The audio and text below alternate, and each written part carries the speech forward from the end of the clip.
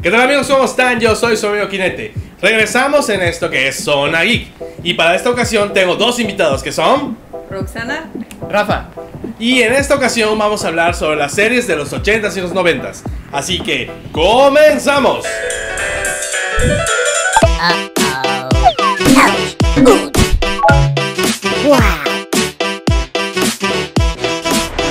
Empezamos con la primera serie, que es Los Años Maravillosos. Pues a mí en lo personal me gustó mucho, la temática fue muy acorde a mi edad cuando pasaba en 1988, cuando la empezamos a ver. ¿Qué me puedes comentar, Rafa? Los Años Maravillosos marcó un hito en la televisión de todos en nuestra infancia. Eran esos personajes con los que nos podíamos identificar y que aparte tenían historias sencillas. Sí, la música de entrada, bueno, es espectacular ese tema. El intro, ¿no? Tú escuchabas el intro. El mejor cover de los Beatles que existe en el mundo. Exactamente. Aparte por un gran cantante y creo que son personajes que hasta hoy en día se siguen hablando. Bueno, siguen creando nota todavía hasta la fecha. Después de que se canceló la serie. ¿La serie? Que si Marilyn Manson, que si no que sé si qué. era, exactamente, que si su Paul era Marilyn Manson. Y que y Kevin Arnold también tuvo, creo que problemas o sea, estuvo enfermo. No me acuerdo muy bien si Alzheimer o algo así, o no me acuerdo qué hubo. Y desaparecieron todos de la De escena hecho, todos durante los un tiempo. personajes desaparecieron. Pero hay algo interesante, por ejemplo, Roxana lo vivió en otro país. Entonces, yo soy de Costa Rica. Allá fue una serie que sí quedó grabada en una generación completa y aún así sigue trascendiendo después de eso. Algo importante destacar es que también fue una serie que rompió muchos récords. Entre ellos que su protagonista, Fred Savage. Fred Savage, es correcto. Fue que a los 13 años tuvo la primera nominación a Mejor Actor. A corta edad, es que eso es muy importante, ¿no? Algo que nos comentabas que igual que al capítulo 6 ganó una nominación, ¿no? Ganó el premio Emmy. Exacto. Y fue nominado a 54 premios a lo largo de la serie. De toda la serie y la historia, lo que lleva, ¿verdad? Sumando más. La historia está basada entre los años de 1968 hasta 1973, que fue 20 años después que salió la serie, o sea, realmente, y más o menos marcó los mismos años, ¿no? Del 88 al 93. Al 93, sí, fueron 5 años. 5 años la serie. Donde se supone que pasa la serie, donde vemos a Kevin pasar de ser un niño a un adolescente. Y todos los clichés, porque era una serie de muchos clichés tanto de lo que vive el adolescente, de la familia americana, de la época que querían representar, la hermana hippie, el hermano que se va al ejército, que es medio bully. De hecho, hay un capítulo que para mí fue un trauma desde chiquito, que es el del hámster. Ah, ya. Cuando al pobre hámster se lo lleva la aspiradora. Sí, verdad. Ese capítulo quedó marcado. Dije, yo no quiero acercar una aspiradora a mis mascotas. Jamás en la vida. Los de y de hecho, protección animal que no nos escuchen, por favor. Y creo que fue una parodia en Los Simpsons, algo así, con ese tema. Sí. Cierto, creo que tocó una parodia. Que Los Simpsons ha hecho parodia. Cuando tenían al hámster en el que Lisa hacía los experimentos. Exactamente. Con toda la razón. ¿Con quién te identificabas? Pero vamos a empezar con Roxana. ¿Con qué personaje podrías decir? Yo me identificaba. Puedo decir que como el hermano, que era como el antagonista de él, que lo molestaba un montón. Bueno, también con el hermano de Winnie Cooper. Ah, ya, sí. Fue el que se fue a la guerra después y que era como un ícono para ellos en un momento, porque también representaba como esa parte aspiracional de ellos, de que era el admirado, el que tenía el carro. Si bien que estaban mal, pero lo tenía ahí y siempre fue venir a trabajar. Era el chico que todo el mundo quería parecerse. Sí, esa serie también fue como una descripción de lo que había en ese momento, ¿verdad? Como les comentaba yo antes de empezar lo del video, sí hablaba de esos grupos sociales que existían dentro de ese momento histórico, que ahí bien decían que eran los hippies, que estaban los nerds, que eran los aislados, los olvidados o los recluidos, que eran ellos en una parte. Y también empieza el primer capítulo ya con una pauta que es una crítica social al sistema educativo en el que ellos estaban en el momento. Que estaban pasando en ese momento, efectivamente. Rafa, ¿con quién te identificas? Uy, es que creo que todos los personajes tienen un poquito de todo. De todo, sí.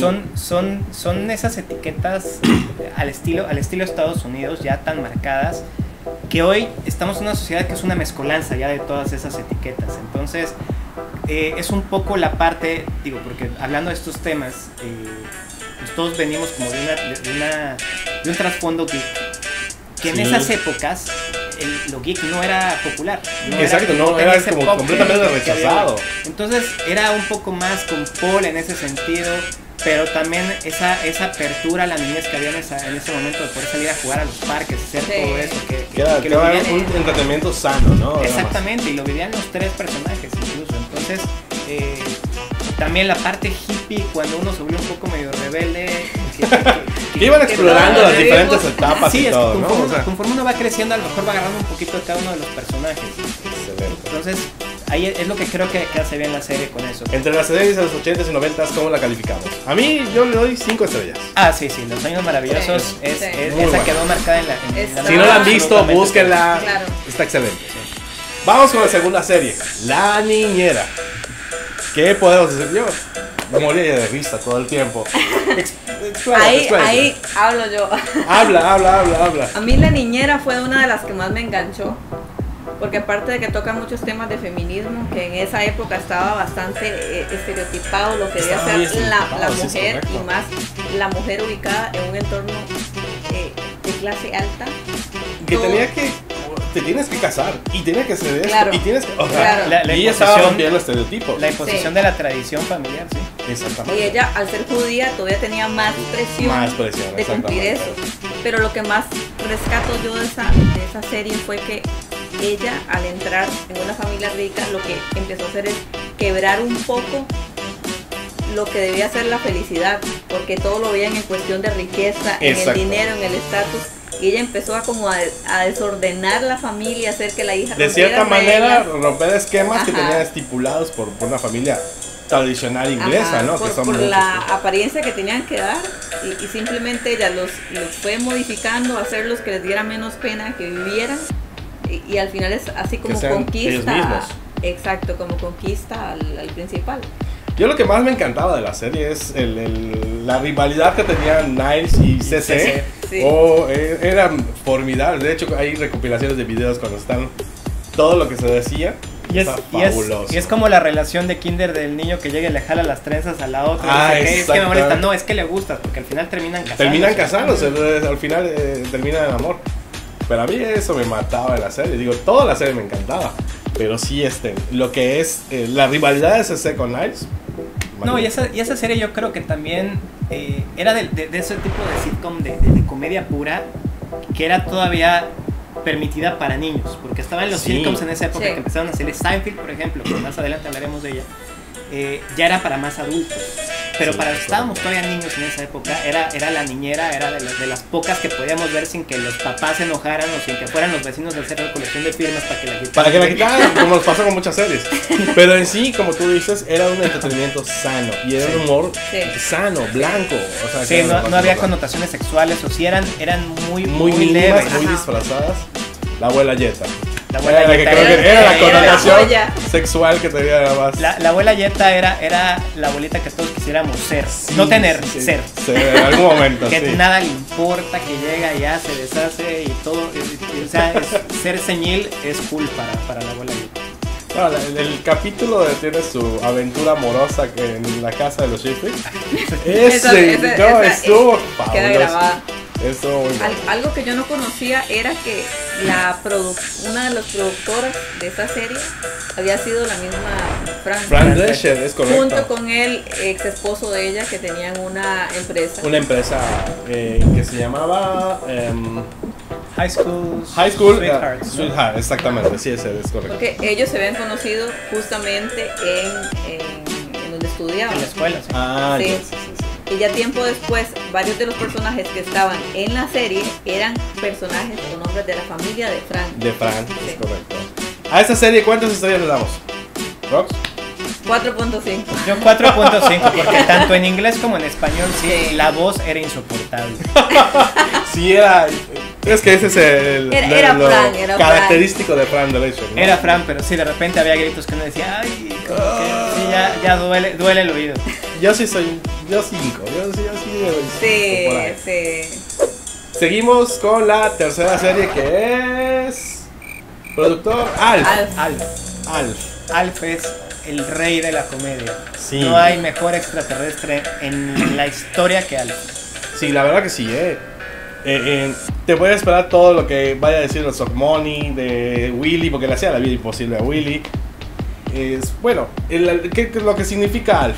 Alf era irreverencia, es que pasa lo mismo, a lo mejor la dinámica de estas series era muy parecida entre siempre que llega alguien a romper con la dinámica de las familias. Exactamente.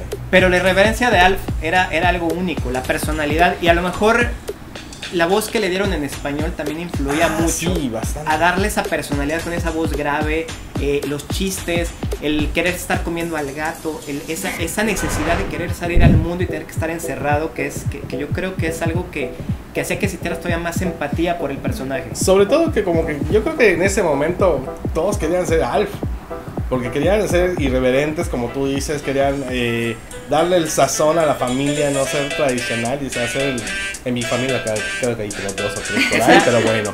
Esa escena parodia de la escena de la película de Tom Cruise, donde sale bailando. Ah, sí, que sale con la camisa de manga larga con los lentes con los lentes. El clásico Ray-Ban, era el Wayfarer. Ajá. El modelo del clásico Ray-Ban que tenía era icónico. Era increíble esa escena en particular. Creo que es de las que se quedan en la memoria de lo que era Alf.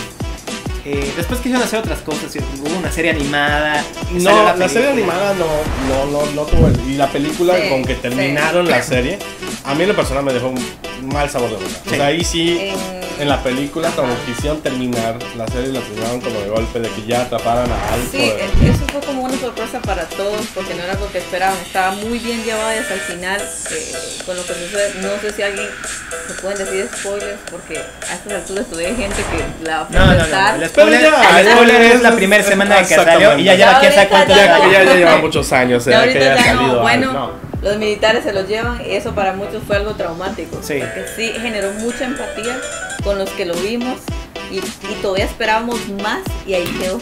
Y por ejemplo, las voces en doblaje acá a tu país, ¿cambiaban o era igual? Sí, hubieron varios cambios también porque en mi país, que es Costa Rica, se pasó varias veces en castellano, que según me dicen aquí se dice Español de España. Que es traumático, la verdad. Sí, o sea, es horrible. Te quita todo el sabor de lo que es la serie. Justo por eso que está diciendo es que duró como unos pocos capítulos. Todo el mundo se fue al canal a buchear y la cortaron. Sí. Entonces ya. De hecho, lo que hablábamos del doblaje, ¿no? Por ejemplo, la voz icónica de Alf. Vamos a brincarnos a los años maravillosos, que la voz de narración era Mario Castañeda. Era Mario Castañeda, la voz de Kevin Grande. Increíble, ¿no? Y que es Kevin Grande. Un personaje que todos conocen y les gustan. ¿Tienes? Goku, exactamente. Mario Castañeda, todo el mundo lo conoce, todo el mundo lo identifica. Estábamos platicando de Bruce Willis, que es la voz oficial de Bruce Willis. Es de Bruce Willis, de Jim Carrey también. Es Ventura. Y hace varias. Cuba Gooding Jr. también en las películas de él. En algunas de Mario Castañeda. Mario Castañeda tiene una trayectoria de doblaje. Y que no sé. Pero yo no lo asociaba con esa serie de Los Años Maravillosos. Y bueno, ya nos brincamos de Alf, pero bueno. Lo que pasa es que son esas voces que escuchamos de pequeños, pero en etapas diferentes. Entonces, cuando estamos viendo Dragon Ball y vemos otro programa con la voz de Mario Castañeda, ya la identificamos. Exactamente. Pero lo que ya escuchamos antes no es tan fácil hacer esa conexión. Tendríamos que volver a ver la serie y decir, mira, es Mario Castañeda. Es correcto. ¿Y a Alf cuántas estrellas le damos? 5. Para mí Alf es de mis favoritos. De hecho, cuando estaba yo en la carrera, me acuerdo que en el canal de Nickelodeon empezaron a sacar una en las noches, sacaban como una barra que se llamaba Nick at Night. Sí. Y repetían El Príncipe del Rap, La Niñera, Alf, la serie de los 70s de Chaparrito. Chaparrito Webster. No. Bueno, blanco y negro. Que el personaje era Webster, era blanco y negro, sí, es correcto. Y me aventaba todas, había unas que me gustaban, otras que no, pero me aventaba todas solo por ver Alf. O sea, Alf esperarlo, ¿no? Esas series es mi máximo. Que, bueno, nosotros lo vimos en la época, era un horario de 8 de la noche, algo así, ¿no? Porque era un horario, podríamos decir, estelar. Sí, Alf estaba en el horario familiar para que todo el mundo ya hubiera llegado de trabajar y todo el mundo pudiera ver. Entonces, a Alf le damos... Yo soy la estricta. 4.5. 4.5. Yo le doy 5. La juez de hierro. La juez de hierro, exactamente. Después de Alf vamos a ver la cuarta, que es Salvados por la Campana.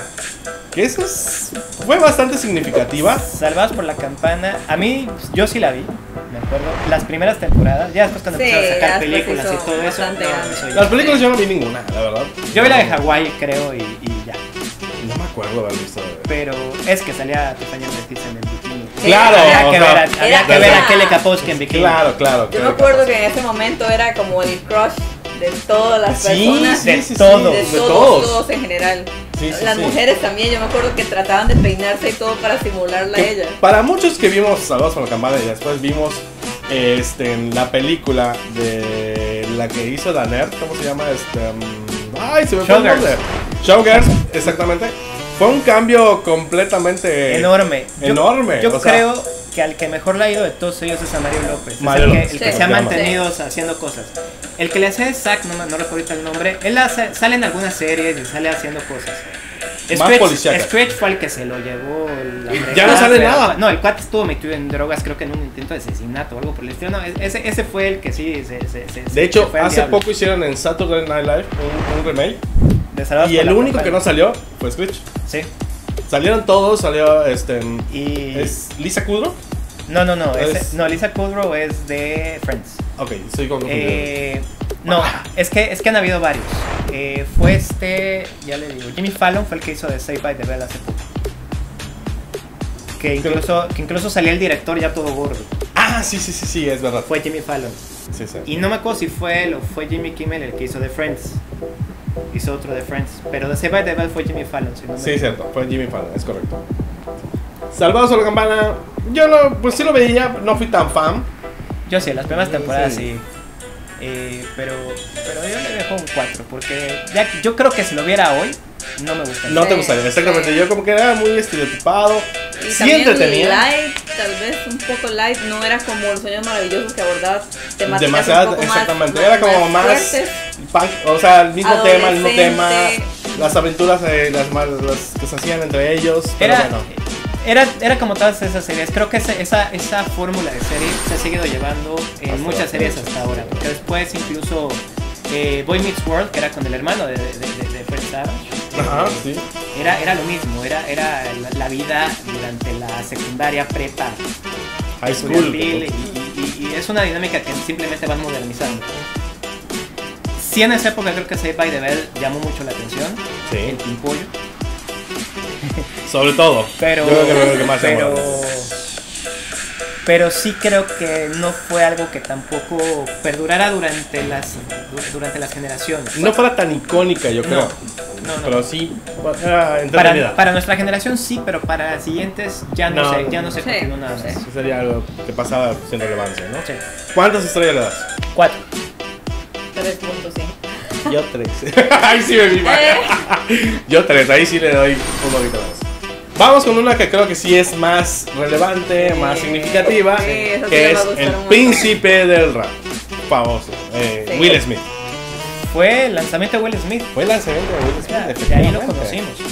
Y sí creo que también fue una que marcó nuestra infancia, pero durísima.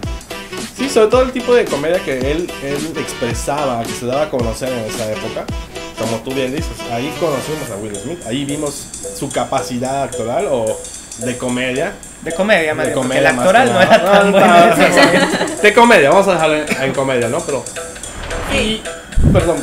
Y esa, al igual que la niñera, sí a pesar de que tenía toda la parte cómica, sí llevaba un trasfondo también de la crítica, porque él venía de un barrio pobre. Exactamente. Y él a veces se sentía complejado porque la familia rica tenía que ponerse en un círculo de mucho estatus social y a veces se sentía recluido de eso, y era la lucha entre los que venían de abajo versus los que están arriba. Sí, e inclusive la misma familia, los primos, al principio eran de, bueno, Carlton. Yo soy, exactamente, yo soy millonario, tú vienes de un barrio más pobre. La que era como la más inclusiva era la hermana menor. La hermana menor. Era la que más lo abrazó en un inicio. No, y aparte creo que el príncipe del rap llegó en un momento en el que la comunidad negra en Estados Unidos también estaba teniendo un repunte importante. Y empezaba a mostrarse ya en el entretenimiento de una forma diferente, porque siempre tuvieron series que iban para la comunidad negra. Exclusivamente exactamente. Bill Cosby, todas esas series, pero sí estaban como muy dirigidas. El Príncipe del Rap creo que fue la primera que llegó a romper muchas barreras internacionalmente de una serie de la comunidad negra que llegara a tantas cosas, y con mensajes que también eran uno se podía reflejar en los mensajes que daban, en las situaciones que presentaban, y tenía de repente situaciones muy fuertes. A mí me tocó, bueno, en que estábamos viendo, recordando capítulos y todo, de repente el capítulo donde su papá regresa a verlo él lo vuelve a abandonar y el tío le dice, papá no es el que te protege, es el que te guía y está contigo durante toda la vida, o sea, y ese es un mensaje fuerte, y ese capítulo creo que fue un capítulo bastante serio, bastante fuerte, y que mucha gente desconoce, porque únicamente lo asocia con comedia.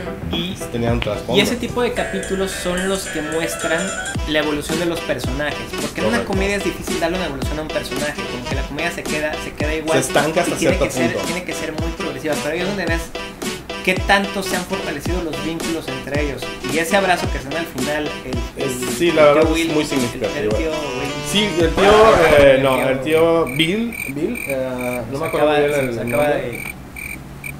Sí, creo que está por allá, estamos haciendo chafa. 2000 años más tarde. Tío Phil. Ándale, sí, el tío Phil. Ahí por ahí. El tío Phil y Will, ese abrazo que se da al final es donde Will lo acepta como su padre adoptivo. Como su padre adoptivo. Ya formalmente. Ya lo que él tenía la esperanza de su padre biológico, lo que él creaba o porque al final siempre él tenía idealizado, tal vez. Tenía muy idealizado, al final de cuentas se rompe eso y ya ve como un padre adoptivo al tío Phil. Un personaje que también lo recuerdan todos era Jazz. El amigo.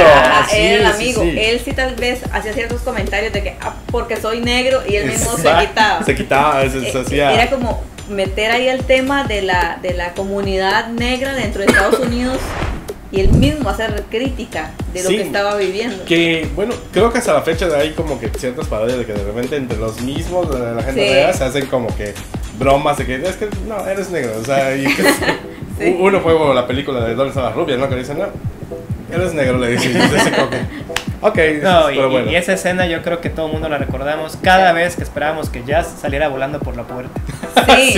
Y otra parte que quedó grabada fue el baile de Carlton, que tuvo dos bailes. Sí, el baile de Tom Jones. Ese es icónico. Hoy en día lo sigue utilizando cada vez que se presenta en algún lugar. En Dance with the Stars, fue con este inglés que hace también un talk show, Graham Norton, que fue Will Smith con su hijo, y llevó a Alfonso Ribeiro de invitado, Will Smith, y se pusieron allá a bailar el Carlton. Eso no lo he visto, pero prometo verlo para verlo. Sí, es bueno. Pero así se ve. ¿Cuántas estrellas le damos al Príncipe del Rap? 5. Es correcto. Es muy buena serie. Tiene oportunidad. Búsquenla, véanla. Y pues vamos a uno que, bueno, yo no vi mucho, pero bueno, fue interesante. Eso iba a decir. Me imagino que lo están así. Cuentos de la cripta. ¿Qué podemos decir? En ese momento yo era niña, ni siquiera estaba en la adolescencia, yo creo. Pero como buena persona masoquista, me encantaba verlo porque llamaba la atención de que era una de las pocas series en ese momento que estaban en un horario para toda la familia, pero empezaban a abordar temas grotescos. Habían temas de violación, habían temas de asesinato, de tortura. De hecho, curiosamente dicen que la serie estuvo en HBO. Sí, exacto. Sí, y cuando empezaron a tocar temas mucho más fuertes, más grotescos, la cancela HBO o algo así y lo toma a otra televisora. Si no estoy mal, estamos viendo por allá. Sí, o sea, actividad sexual. Sí, siempre pasa cuando es un éxito. O era al revés, o era una televisora abierta y creo que la toma HBO, perdón, creo que eso fue lo correcto. Y ya con HBO ya toman los temas un poquito más fuertes, más abiertos. Todos los cuentos de la cripta salieron a partir de novelas.